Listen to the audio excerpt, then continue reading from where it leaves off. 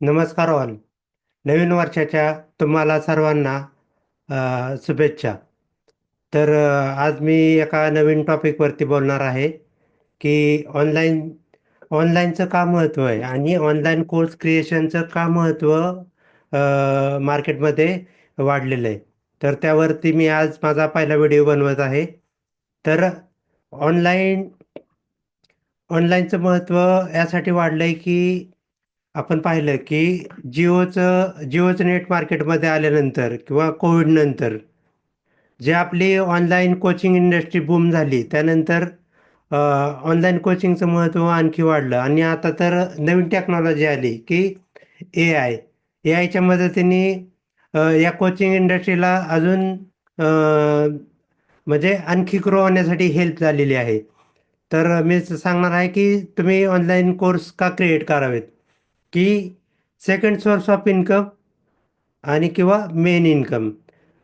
तुम्ही जर आत्ता काही जॉब करत असाल किंवा काही आणखी काही दुसरं म्हणजे आणखी दुसरा काय बिझनेस करत असाल तर माझं प्रत्येकाला असं सजेशन आहे की तुम्ही पण ऑनलाईन कोचिंगमध्ये येणं गरजेचं आहे. याच्यापूर्वी तुम्हाला जरी अनुभव नसेल तरी पण काही हरकत नाही. काही अनुभव नसेल तरी पण चालेल. तर सेकंड सोर्स ऑफ इन्कम किंवा त्याच इन्कमचं तुम्ही नंतर मेन इन्कममध्ये रूपांतर करू शकता. त्यानंतर पुढची स्लाईड पाहूया, की आपण पाहिलं की e learning market is projected to surpass म्हणजे 2030 पर्यंत आपलं global e learning market $650 billion एवढं इन्क्रीज होणार आहे. म्हणजे किती झालं तुम्ही रुपीजमध्ये कन्वर्ट करून पहा आणि मला कमेंट करून सांगा. त्यानंतर पुढची स्लाईड, व्हाय इन्क्रीज रॅपिडली, की ऑनलाईन कोचिंग इंडस्ट्री किंवा डिजिटलायझेशन एवढं रॅपिडली का ग्रो झालं. तर पॉईंट नंबर आहे 1, इन्क्रीज इंटरनेट ॲक्सेसिबिलिटी. तर इंटरनेट युजर खूप मोठ्या प्रमाणात इन्क्रीज झाले आणि इंटरनेटचे चार्जेस पण खूप कमी झाले. की आपण पाहिलं की जिओचं नेट आल्यानंतर इंटरनेटचं प्रमाण आपल्या इंडियामध्ये कशा प्रकारे ग्रो झालं. त्यानंतर त्यानंतर कोविड नंतर पण इंटरनेट ॲक्सेस मोठ्या प्रमाणात वाढले. त्यानंतर changing workforce dynamics, remote access वाढल्यामुळे किंवा वर्क फ्रॉम होम असल्यामुळे लोकांचा शिकण्याकडे कल वाढला, की कोचिंग इंडस्ट्रीकडे कल वाढला, की रोज नवीन काहीतरी टेक्नॉलॉजी शिकायची किंवा त्यांना अ, बसल्या जागी सर्व सुविधा मिळू लागल्या, की इंटरनेट, लॅपटॉप, मोबाईलवरती पण खूप मोठ्या प्रमाणात त्याचं प्रमाण वाढले. त्यामुळं चेंजिंग वर्कफोर्स डायनामिक्स. त्यानंतर कोविड-19, मी असं म्हणेल की आपण अंबानी परिवाराला आपण प्रत्येकाने थँक यू म्हटलं पाहिजे. का तर त्यांनी मार्केटमध्ये जिओसारखं नेट आणलं. त्यानंतर इंडियामध्ये खूप मोठ्या प्रमाणात डिजिटलायझेशन किंवा ऑनलाईन कोचिंगचं महत्त्व खूप मोठ्या प्रमाणात वाढलं. त्यानंतर कोविड-19 हा आपल्यासाठी म्हणजे कोविड-19 हा खराब होता. पण कोविड-19चा बेनिफिट काय झाला, की कोविड-19 नंतर जास्त प्रमाणात डिजिटलायझेशन आणि सर्व काही मोबाईलवरती उपलब्ध झालं. कोचिंग इंडस्ट्री पण खूप मोठ्या प्रमाणात ग्रो झाली. याच्या अगोदर काही लोक होती 2012 पासून ते खूप स्ट्रगल करत होते. पण ज्यावेळेस जिओचं नेट आलं आणि कोविड-19 आला, त्यानंतर खूप मोठ्या प्रमाणात त्यांना ग्रोथ मिळाली. तर आता मी तुम्हाला सांगतो, की ऑनलाईन कोचिंग करण्यासाठी तुमच्याकडे काय पाहिजे, की व्हॉट इज नीच? नीच म्हणजे तुम्ही ज्या टॉपिकमध्ये एक्सपर्ट आहे. म्हणजे नीचचा अर्थ होतो, की टॉपिक. तुम्ही ज्या टॉपिकमध्ये एक्सपर्ट आहात, ते तुम्ही लोकांना शिकवा किंवा तुमचं जे नॉलेज आहे, इंटरेस्ट आहे किंवा स्किल आहे, ते लोकांना शिकवून त्याद्वारे तुम्ही पैसे कमवू शकता. Next slide.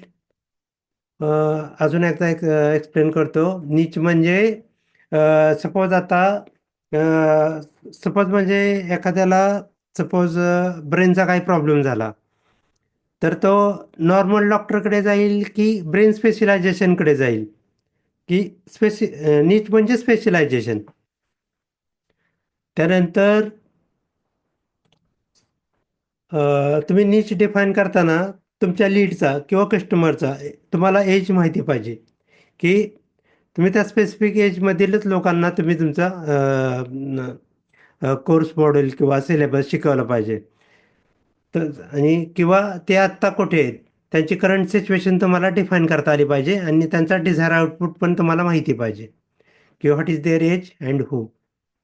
त्यानंतर त्यांची लँग्वेज आणि डेमोग्राफिक, की तुम्ही तुमच्या लीडला किंवा युजरला किंवा कस्टमरला कोणत्या लँग्वेजमध्ये तुमचा कोर्स समजणार आहे किंवा ते कोणत्या एरियामध्ये राहतात, त्यानुसार त्यांना तुम्ही शिकवलं पाहिजे.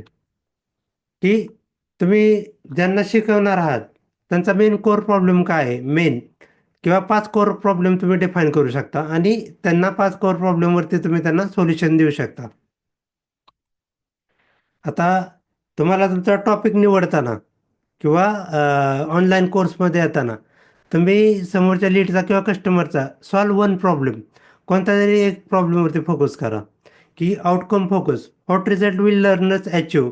म्हणजे आता करंट सिच्युएशनला ते कुठे आहेत आणि तुम्ही त्यांना कुठे घेऊन जाणार आहात, हे हे तुम्हाला माहिती पाहिजे. आणि ॲक्शनेबल, तुम्ही त्यांना काय ॲक्शन घ्यायला लावणार आहात किंवा तुमची स्ट्रॅटेजी काय असणार आहे किंवा तुमच्या स्टेप काय असणार आहे, त्या स्टेपनी त्यांचा डिझायर आउटपुटपर्यंत त्यांना जाता आलं पाहिजे. रिलिव्हंट, जे ऑडियन्स तुमच्या कम्युनिटीमध्ये आहेत किंवा तुमच्या फनलमध्ये आलेले आहेत किंवा पेड पेड क्लायंट आहात, त्यांचा खरंच बिझनेस ऑनलाईन आहे का? किंवा ऑनलाईन त्यांना काही बिझनेस, त्यांचा बिझनेस ऑनलाईन ग्रो होऊ शकतो का? स्केल होऊ शकतो का? किंवा त्या त्या त्या ऑडियन्सच्या तुम्ही हॅबिट पण ट्रॅक करू शकता किंवा त्यांना तुम्ही गाईड करू शकता नंतर, की तुम्हाला तुमच्याशी ते अलाईन झाले पाहिजेत. म्हणजे तुमच्या ज्या कोर व्हॅल्यूज आणि त्यांच्या कोर व्हॅल्यूज, त्यांनी तुमच्यावर बिलीव्ह केलं पाहिजे किंवा तुम्ही त्यांच्यावर बिलीव्ह केलं पाहिजे.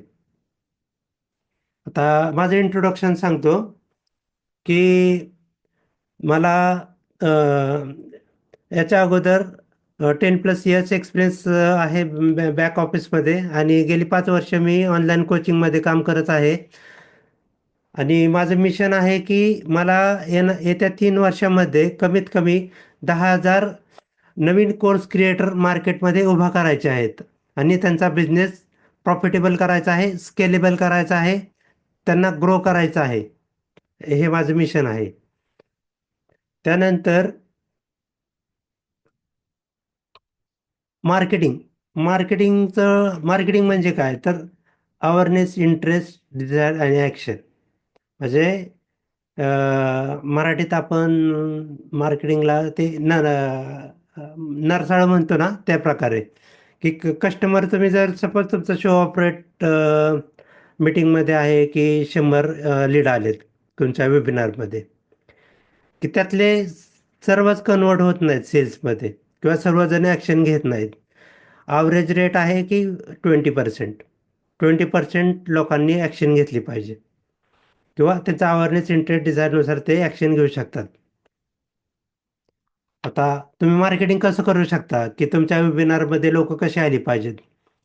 तर तुम्ही इन्फोग्राफिक्स पोस्ट टाकू शकता, व्हिडिओ बनवू शकता, पॉडकास्ट क्रिएट करू शकता, ब्लॉग लिहू शकता. म्हणजे ऑर्गॅनिक मार्केटिंग म्हणजे तुम्ही मार्केटिंग करताना फक्त तुम्ही कंटेंट थ्रू तुमचं मार्केटिंग करायचं. त्यासाठी तुम्हाला कोणत्याही प्रकारचे पैसे पे नाही करावा लागणार. म्हणजे ऑर्गॅनिकली म्हणजे फ्रीमध्ये. पण ऑर्गॅनिकचा ड्रॉबॅक हा आहे, की तुमचा खूप सारा वेळ जातो. त्यानंतर पेड मार्केटिंग. पेड मार्केटिंगमध्ये मी सजेस्ट करेल, की सर्वप्रथम मेटा ॲड किंवा आपण त्याला Facebook ॲड म्हणू शकतो. त्यानुसार तुम्ही, पण याच्यासाठी खूप एक्सपर्टीज लागते. मेटा ॲडसाठी. Facebookला तुम्हाला पर डे अवेरेजली ₹300 पासून ते ₹1000 पर डे पे करावं लागते. ते तुम्हाला तुमच्या तुमच्या लँडिंग पेजवरून तुमच्या ते वेबिनारमध्ये ते तुम्हाला लीड आणून देतो फेसबुक. पण याच्यामध्ये खूप सारी ॲडव्हर्टाईज लागते. तो फेसबुक आहे, गुगल ॲड आहे, तुम्हाला इंस्टावरती ॲड रन करता येते, तुम्हाला ट्विटरवरती ॲड रन करता येते. पण सर्वप्रथम तुम्ही मार्केटमध्ये आल्यानंतर तुम्ही ऑर्गॅनिक मार्केटिंगकडे जास्त फोकस करायचा. नाहीतर तुम्हाला लगेच पेड ॲड केल्यानंतर फेसबुकला जास्त प्रमाणात तुम्हाला पैसे पे करावे लागतात. तुम्हाला अगोदर तुमची क्रेडिबिलिटी येथे इस्टॅब्लिश करावी लागते ऑर्गॅनिक मार्केटिंगमध्ये. तरच तुमचा बिझनेस मोठ्या प्रमाणात ग्रो होऊ शकतो. त्यानंतर आपण स्लाइड नंबर फनल. हां, फनल म्हणजे फनलचा अर्थ सांगतो की तुमच्या अ, म्हणजे लीड आल्यापासून सेल्समध्ये कन्व्हर्ट होईपर्यंत ते लीड कुठून कशीपर्यंत गेली. फनल म्हणजे मराठीत नरसाळच. म्हणजे वेबसाईटवरून लँडिंग पेजला गेली का, ब्लॉग वाचून लँडिंग पेजवर गेली, की तुमच्या लीड मॅग्नेट थ्रू किंवा तुमच्या कॉल थ्रू, म्हणजे तुमच्या त्या लीडची जर्नी तुम्ही डिफाईन करू शकता. त्यालाच आपण फनल म्हणू शकता. Thank you all. पुन्हा एकदा सर्वांना नवीन वर्षाच्या शुभेच्छा. तर तुम्ही माझं फेसबुक पेज फॉलो केलं नसेल तर कृपया फॉलो करा. Thank you all.